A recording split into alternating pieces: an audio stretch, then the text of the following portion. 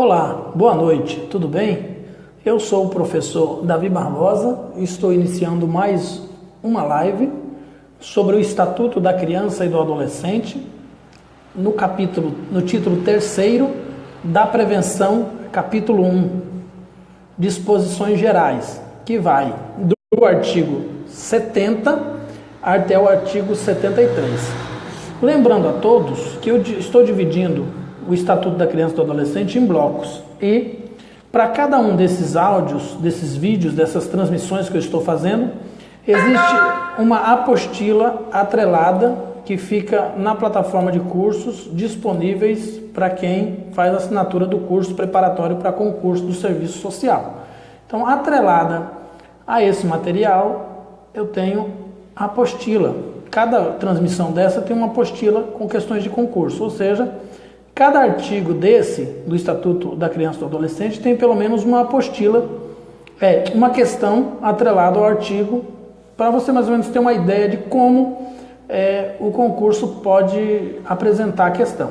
Para você ter uma ideia, você estudando essas questões de concurso das mais variadas bancas pelo Brasil afora, você já vai tendo uma ideia de como funcionam os concursos públicos relacionados ao Estatuto da Criança e do Adolescente, principalmente agora esse do Ministério Público aqui no estado da Bahia. Então, vamos lá. Título 3º da Prevenção, capítulo 1, Disposições Gerais, Estatuto da Criança e do Adolescente, artigo 70. É dever de todos prevenir a ocorrência de ameaça ou violação dos direitos da criança e dos adolescentes. É direito de todos, de toda a sociedade, do poder público, de todos. E, em relação a esse artigo, existem algumas questões de concurso que aparecem fazendo com eles uma relação ao poder familiar, o antigo pátrio poder, mudado recentemente, para poder familiar.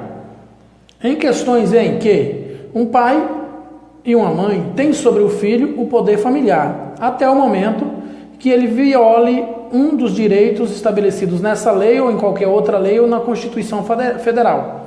Quando uma criança está sob ameaça, numa circunstância em que o pai ou a mãe está impondo um risco de vida ou ameaça de violência ou violação de direitos da criança ou do adolescente, automaticamente ela perde o seu poder familiar, ainda que seja uma interpretação de uma ocorrência momentânea. Vamos supor que num determinado momento um cidadão comum, um cidadão comum, observa um pai espancando um filho de forma agressiva, violenta.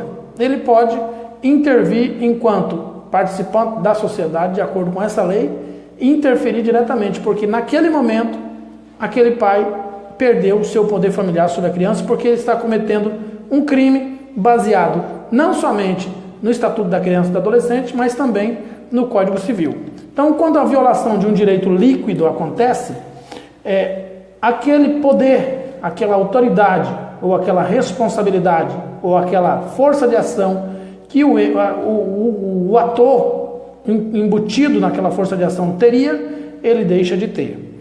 Inclusive, acredito que muito brevemente isso também venha a existir em relação aos direitos humanos, que até hoje não tem. Mas acredito que essa força da responsabilização também irá acontecer em relação aos direitos humanos, como já acontece em função do poder familiar. Ok? Então está explicado aí que o poder familiar está atrelado à função paternal e não a um abuso fora dela. Violou a lei, o poder familiar deixa instantaneamente de existir. É obviamente que a longo prazo essa extinção só pode ser deferida por um juiz. Mas no momento em que você tem ou qualquer cidadão, mesmo a polícia, que salvaguardar, proteger uma criança, um adolescente, você pode fazer isso sim, que não é crime. Depois, as autoridades decidirão se o pai ou a mãe perde, suspende o poder familiar ou não. Vamos lá? Então, artigo 70A, ainda continuando aqui, o Estatuto da Criança e do Adolescente, a União, os Estados, o Distrito Federal e os municípios deverão atuar de forma articulada na elaboração de políticas públicas e na execução de ações destinadas a coibir o uso de castigo físico ou de tratamento cruel ou degradante e difundir formas não violentas de educação de crianças e de adolescentes, tendo como principais ações Inciso 1º. A promoção de campanhas educativas permanentes para a divulgação do direito da criança e do adolescente de serem educados e cuidados sem o uso de castigo físico ou de tratamento cruel ou degradante e dos instrumentos de proteção aos direitos humanos. Eu vou parar aqui nesse inciso que eu quero comentar. Nós criamos aqui, os estudiosos e a evolução das relações sociais no Brasil, criou a lei que coíbe o castigo físico. O problema é o seguinte, isso é uma coisa boa com a qual eu concordo e apoio, é a evolução humana necessária, tem que acontecer, não há dúvida disso. Agora, o meu questionamento em relação a isso é o seguinte, é que a sociedade brasileira só tinha um instrumento de educação, que era o castigo físico.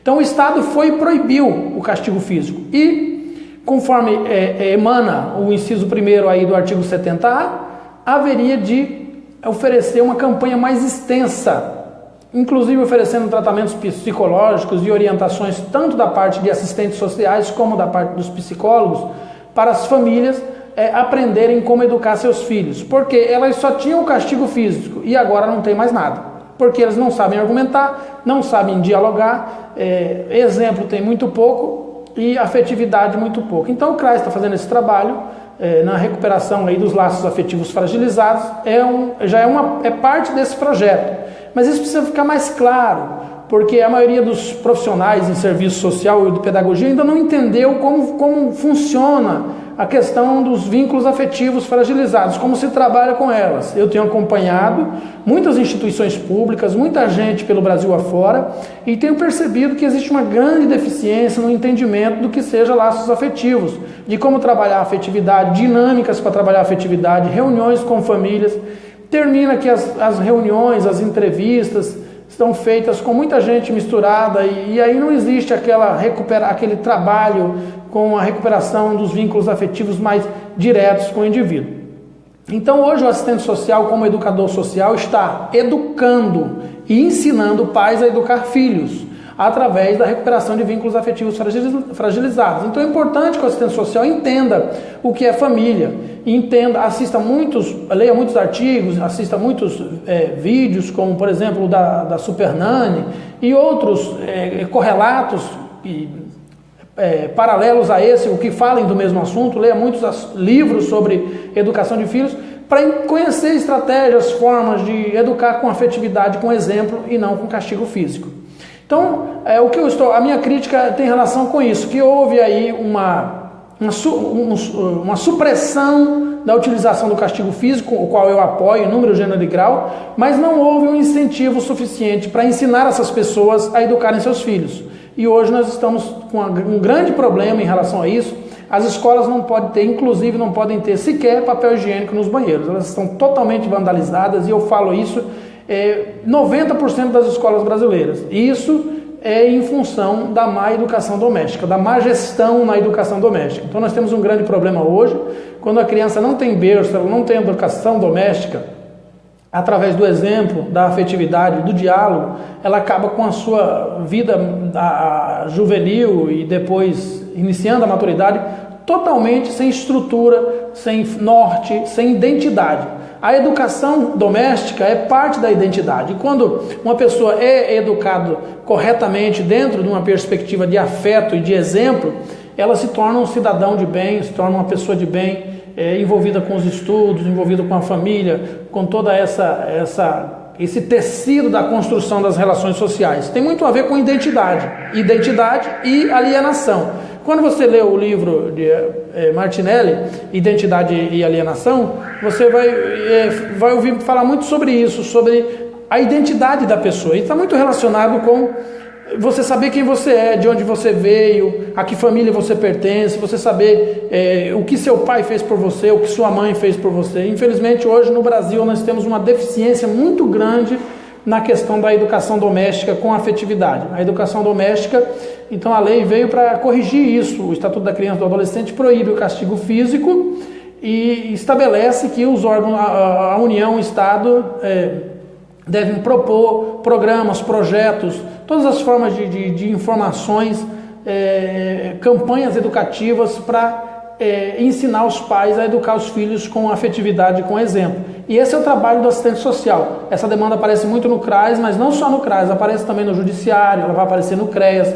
No CREAS, no caso, quando o vínculo afetivo já foi rompido, na maioria das vezes não tem mais nem solução, mas é mais no CRAS mesmo. Mas ela aparece na saúde, e o assistente social tem que ter um olhar sensível para olhar para isso, porque é matéria do serviço social, os vínculos afetivos, a recuperação dos vínculos afetivos. Então, é importante que, se possível, vocês façam uma especialização que trate de algum assunto ou que tenha alguma matéria que contenha esse assunto. Ainda não tem no Brasil uma especialização sobre vínculos afetivos, mas acredito que em breve terá. Eu estou até pensando em estudar a matéria para criar algum material específico, um curso sobre vínculos afetivos. Eu já tenho na educação infantil, para os pedagogos, afetividade na educação infantil. Quem sabe eu não crio um curso aí, afetividade no serviço social, para a gente trabalhar esse tema. É muito importante o tema afetividade no serviço social. É claro que eu não estou falando de amor e não estou falando de caridade. Afetividade não tem nada a ver com amor. Às vezes você consegue ser afetivo com uma pessoa sem amar aquela pessoa. E muita gente que ama só consegue ser violento. Então, amor é uma coisa e afetividade é outra coisa totalmente diferente. Apesar do amor complementar a afetividade não tem nada a ver com amor. Eu falo muito isso no curso Afetividade na Educação Infantil. Já ministrei esse curso Afetividade na Educação Infantil em várias cidades do Brasil e estou aqui dizendo para vocês que pretendo também montar um curso com esse tema no serviço social, afetividade no serviço social, para explicar o que é afetividade de fato, que muita gente ainda não sabe. É um instrumento técnico para o trabalho profissional. Não é caridade, não é amor, não é solidariedade, não é generosidade, apesar de que seja possível, num determinado momento, todas essas virtudes aparecerem dentro da afetividade. A afetividade não é nada disso. A afetividade é um instrumento técnico de trabalho profissional. Muito bem? Então vamos lá. Inciso 3º do artigo 70A, a formação continuada. Desculpe, eu passei pelo inciso 2º, né? Inciso 2º do 70A, voltando aqui. A promoção de campanhas educativas, a integração com órgãos de poder judiciário, do Ministério Público e da Defensoria Pública, com o Conselho Tutelar, com os Conselhos de Direitos das Crianças e do Adolescente e com as entidades não governamentais que atuam na promoção, proteção e defesa dos direitos da criança e dos adolescentes. Então, a integração é responsabilidade da União, do Estado, Distrito Federal e municípios, essa integração. E, inciso 3º, a formação continuada e a capacitação dos profissionais de saúde, educação e assistência social e dos demais agentes que atuam na promoção, proteção e defesa dos direitos da criança e do adolescente para o desenvolvimento das competências necessárias à prevenção, à identificação de evidências, ao diagnóstico e ao enfrentamento de todas as formas de violência contra a criança e o adolescente. Então, onde estiver uma criança sofrendo maus tratos, precisa ser denunciado e precisa ser primeiro encaminhado para o Ministério Público.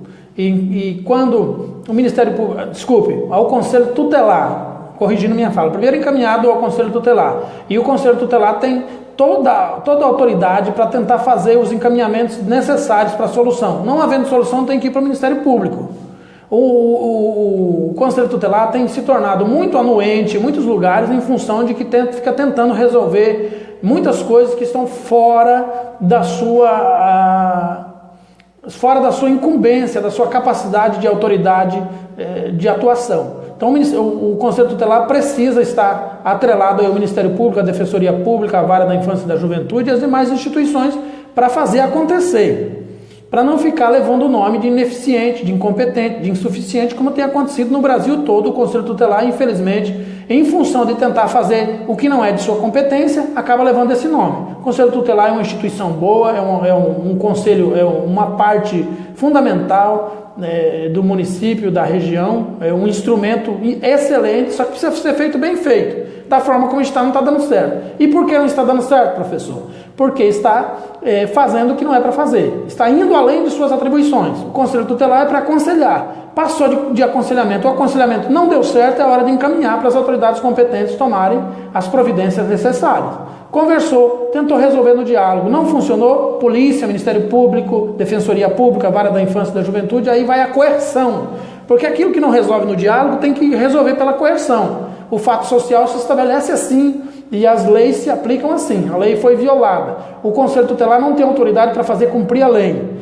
Então, quem tem autoridade para fazer cumprir a lei? O Ministério Público, a Defensoria Pública, a Vara da Infância e da Juventude, é onde entra a autoridade para fazer cumprir a lei. Então, enquanto a violação legal, a violação da lei, se resolve com o Conselho, às vezes resolve, mas em muitos casos não resolve. Então, quando o Conselho Tutelar atua numa ação que não resolve com diálogo e ele não passa para frente, ele está sendo incompetente, anuente, ineficiente, insuficiente e vai levar nome de incompetente mesmo. Mas quando ele percebe que dialogou uma vez, 2 vezes, 3 vezes, não resolveu, a autoridade nele coercitivamente resolve.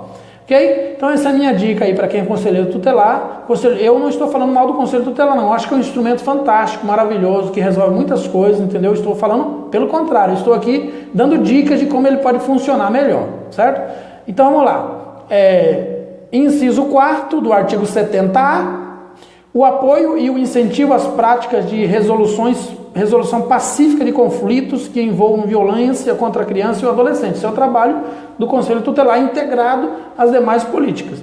Essa integração já é importante fazer desde a parte do diálogo, na verdade, né? Isso aí foi incluído pela Lei 13.010 de 2014, essa parte o apoio e incentivo às práticas de resolução pacífica. Mas desde o início já é bom avisar, avisar para as partes envolvidas. Nós já estamos em contato com o Ministério Público, que está tendo toda uma parceria aqui. Vamos tentar resolver pacificamente. Se não resolver, o Ministério Público vai resolver. Avisar desde o início, deixar bem claro. Estamos conversando aqui, essa é a parte inicial. Dando certo aqui, morre aqui mesmo, termina aqui mesmo, resolve o problema aqui mesmo. Se não resolver, vai resolver na frente do juiz, vai resolver na frente do Ministério Público. É importante estar em nome da proteção da criança, da proteção de quem é objeto da matéria desse estudo, que é o Estatuto da Criança e do Adolescente, obviamente a criança e o adolescente. Inciso 5º, a inclusão nas políticas públicas de ações que visem a garantir os direitos da criança e do adolescente, desde a atenção pré-natal e de atividades junto aos pais responsáveis, com o objetivo de promover a informação, a reflexão, o debate e a orientação sobre alternativas ao uso de castigo físico ou de tratamento cruel ou degradante no processo educativo, incluído também aí pela Lei 13.010 de 2014. Então é importante isso, gente, que dentro do nosso trabalho profissional, nós saibamos orientar as pessoas a como educar os filhos de forma com diálogo, uma dialética marxiana, né? Marxista ou com weberiana, depende de que ponto de vista aí você defende. Enfim, nós precisamos nos especializar nesse ponto, porque esse é o nosso trabalho, o nosso instrumento é a palavra.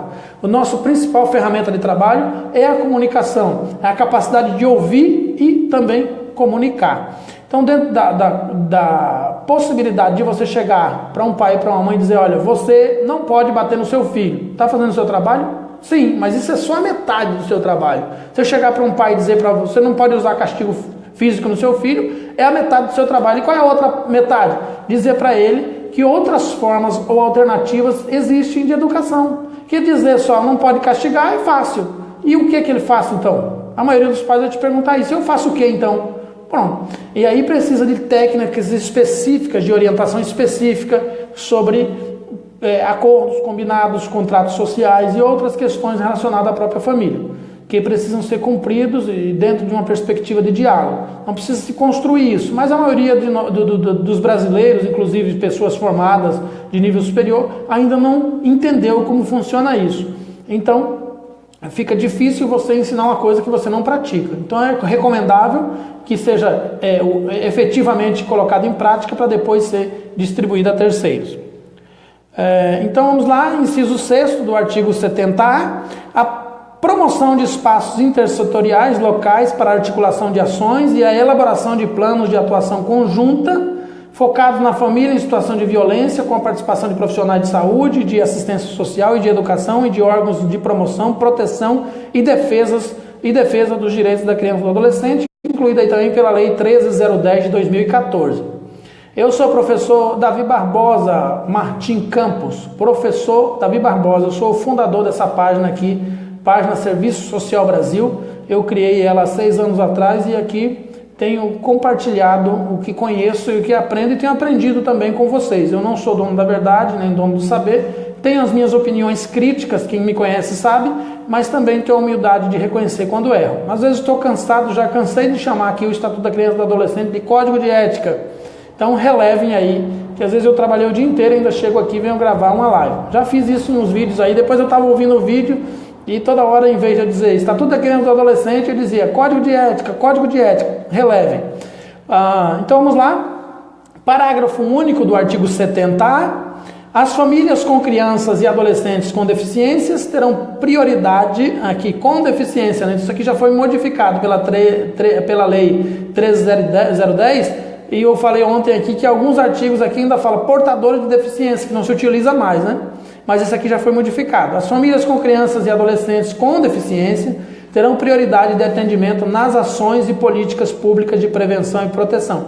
Esse artigo da prioridade sempre aparece. Boa noite, Ricardo Barbosa. Então vamos lá, artigo 70B. As entidades públicas e privadas que atuem nas áreas a que se refere o artigo 71, que ainda vamos chegar lá, dentre outras, devem contar em seus quadros com pessoas capacitadas a reconhecer e comunicar ao Conselho Tutelar suspeitas ou casos de maus tratos praticados contra crianças e adolescentes. Vamos lá?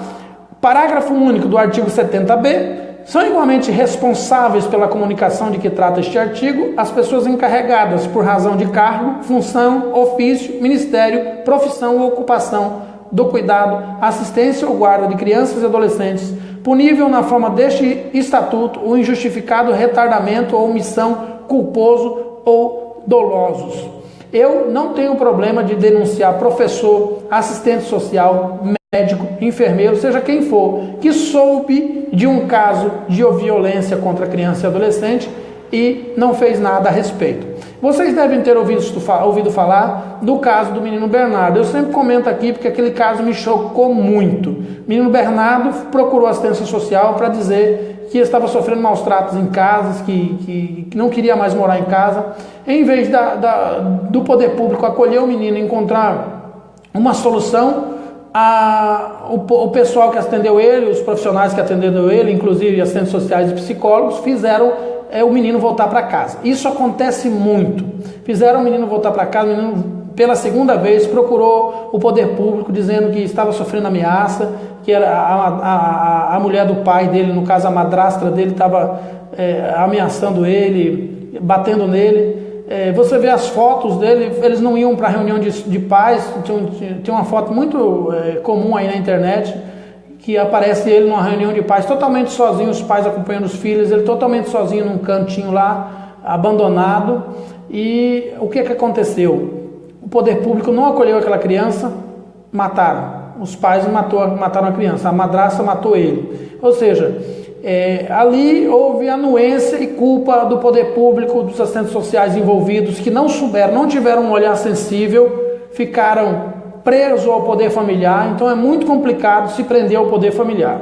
Quando a criança diz, estou sendo vítima de violência, o profissional precisa ter competência e respeito ao direito da criança e do adolescente e investigar profundamente. Acaba com esse negócio de respeitar poder familiar em função da denúncia. A própria vítima fez a denúncia, muito se fala em direito da mulher, muito se fala em direito dos animais, e eu me pergunto, a criança denuncia e todo mundo fica com medo do poder familiar. Fica com medo, eu não posso tirar o poder que o pai tem sobre a criança, e a criança morre, como aconteceu com o Bernardo, e ninguém fez nada. Ele procurou, ele se esforçou para tentar sobreviver, para escapar daquela situação. Ele mesmo, uma criança, gente, de 11 anos de idade, 12 anos de idade, procurando o poder público várias vezes, para tentar encontrar um jeito para salvar a própria vida, e ninguém fez absolutamente nada. Fizeram devolver a criança até que ela foi morta. Então, é importante que o assistente social entenda sobre quem ele tem responsabilidade, quem é o objeto do seu trabalho, para quem ele deve satisfação, para o pai? Não. Se uma criança aparecer até você dizendo, estou sendo vítima de abuso sexual, violência sexual ou violência física, você tem toda a obrigação de fazer por todas as formas possíveis para garantir o direito dessa criança. Todas as formas possíveis. Tomar todas as providências possíveis e cabíveis. Porque nos casos omissos, qualquer pessoa pode ser punida de forma culposa ou dolosa, de acordo com esse estatuto, conforme anuncia o parágrafo único do artigo 70b. Aline Tenório, Romilda Fernandes, obrigado, Romilda. Aline, tem dias que ministro 2 ou 3 vídeos desse aqui na plataforma. Então, quem quiser seguir a minha live aí, tenho também o YouTube, o meu canal no YouTube também. É só você procurar aí junto dessa live, onde é que assina a live. Aí você clica aí no botão assinar live. E aí, toda vez que eu entrar online, o Facebook vai te avisar. Tem dia que eu ministro, quase todo dia eu estou aqui fazendo transmissão ao vivo. E tem dia que 2, 3 transmissões, já fiz uma mais cedo, estou fazendo uma agora. Se me der disposição, ainda farei mais uma daqui a pouco. Eu estou dividindo o Estatuto da Criança em partes e comentando aqui com vocês. E lembrando a todos que esse vídeo, essa transmissão, faz parte do curso preparatório para concurso público do Serviço Social. Para cada transmissão dessa tem uma apostila com questão comentada, que fica lá na plataforma de curso. O custo do curso está promocionalmente R$100 por ano, pagamento único. O preço do curso, na verdade, é R$260, mas eu estou na promoção, R$100, você tem direito a acessar o curso por um ano e todo o conteúdo que for colocado no curso durante um ano. E no final tem um certificado de 350 horas para quem ficar um ano acessando o curso. E lembrando, estou fazendo esse vídeo e atrelado a ele, será postado na plataforma, atrelado a ele terá uma apostila de questão comentada para cada um desses artigos. Para cada artigo vai ter pelo menos uma questão de concurso comentada para você entender mais ou menos como é que funciona. Denise Franciele Norlock.